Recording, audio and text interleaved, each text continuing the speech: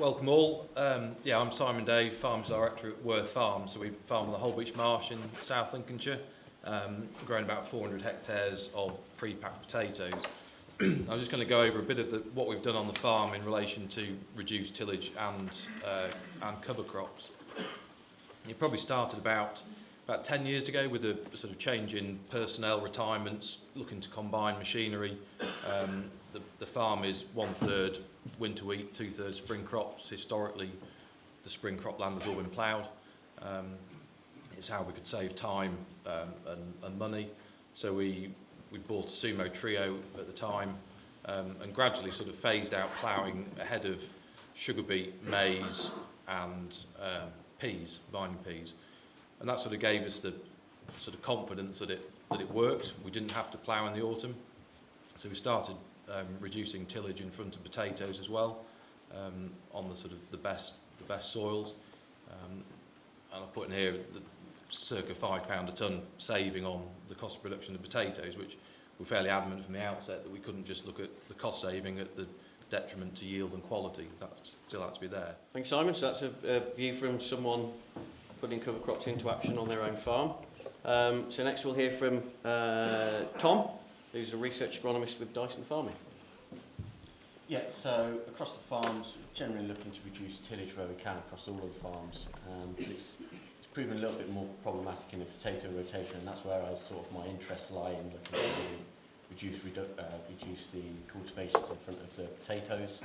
So for the last 2 years in 2 different soil types, on a sandy loam calcareous sort of soil on heathland, and also on a high organic matter clay loam soil, we've had a complete range of cultivations, right from planting potatoes on top of the soil and covering it in straw and mulch, like we saw at Groundswell. Mainly just to satisfy my curiosity in whether this works, does it produce potatoes and what are the problems and what can we learn from it. Safe to say it's not particularly practical, as when we tried to harvest it, we couldn't get the straw through the potato harvester. But then all the way up into a little bit more real world stuff that we might implement commercially, we had a look at just bed form and plant, bed till once and plant bed till. So next we'll move on to the views of agronomist and trialist Graham Tomlin. Right, thank you. Yes, so I was looking at it. The question is, cover crops and reduced tillage, are they solutional the problem? Solutional the problem to what, really? The solution, where are we trying to get to? And really I put reduced carbon footprint, but it's greenhouse gas emissions that I think is the target, as the talks this morning. That's what we're actually looking at. And are they the solution to that? The problem in agriculture overall is it's more complicated than every other industry, in my belief, because if you're making cardboard boxes, it's just straight, you're just trying to reduce your emissions. But in agriculture, it all gets blended in with the environment, the hedges. It's not just that particular crop. But drawing it back, is a reduced tillage a solution? Yes, it's a reduction in direct CO2 release, and you can maintain or increase soil carbon, as I put on the notes. Reduce fertiliser use potentially with cover crops if you're retaining more nitrogen. Reduce plant protection products as well potentially if you're affecting pests with different cover crops. However, on the backdrop of that is we need to keep marketable yields the same. It's no good going down this route and losing 20% marketable yields. That just doesn't work. Okay. Last but not least, Martin. Now, Martin did amuse us yesterday by stating that having to limit a PowerPoint presentation to 1 slide is one of the hardest things he's ever had to do. Well, obviously you couldn't get Jeremy Clarkson, so you chose me. Yeah, I thought that would fall him a little bit. I think I used about 11 words.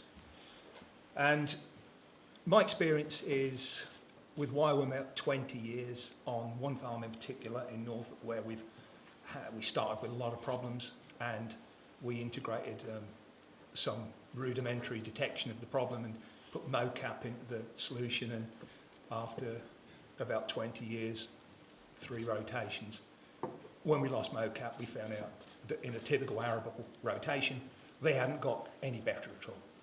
So that's a bit of a shock.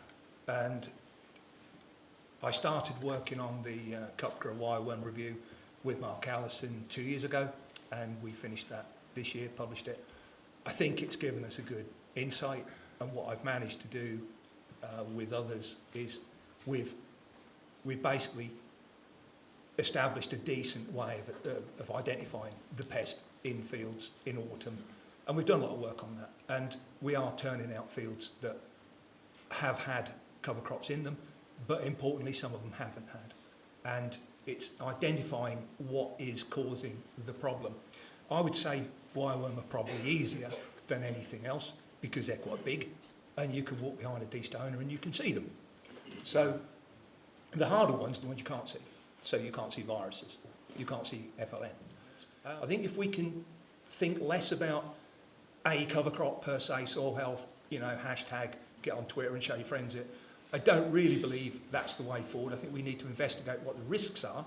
I personally think there was a question about volunteer potatoes and cover crops, and those two are pretty incompatible. I don't think cover crops are going away.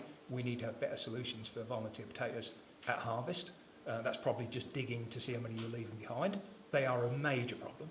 And so I think what we need is a good risk assessment. You need to know what your risks are. If you're on a sandy soil, it's very much nematodes and wireworm. Heavier soils, wireworm can be a problem. I have seen really damaging problems with wireworms where there has not been a cover crop grown, but all you need is perhaps a weedy stubble. Ploughing can be done annually, you can still have wireworms. There's a lot more to it than simply no-till ploughing. It's very complex. Don't underestimate the complexity in nature.